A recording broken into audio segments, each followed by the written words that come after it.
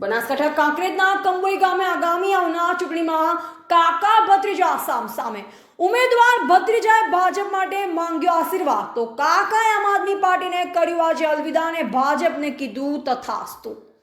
The Gujarat live news સાથે અહેવાલ છે હરસિદેવ કંબોઈ કાંકરેજ કે સોલંકી સજ્જનસિંહ નાગુજી જે આમ આદમી પાર્ટીમાં ઉમેદવાર હતા અને આજે કહેવાય છે કે જેમને કાકા ભત્રીજા જે ભાજપમાં ઉમેદવારી હતી સોલંકી સોમસિંહ લખમણસિંહ, તો આજે આપણે એમને મળ્યા। આજે કાકા પાસે સોલંકી સોમસિંહે આશીર્વાદ માગ્યા કે કાકા મને ભાજપમાં ઉમેદવારી મળી છે તો તમે પણ મને ટેકો આપશો।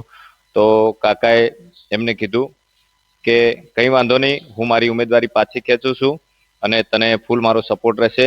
અને આમાં બહુ સારું એવું યોગદાન અને બલિદાન એવા સુરસિંહ સોલંકી અને ભાઈ રાજુભા, ભરતસિંહ નટવરસિંહ, આવા નવભા મંત્રી એવા અસંખ્ય જે ભાજપના કાર્યકર્તાઓ છે, બહુ સારી એવી મહેનત કરી છે।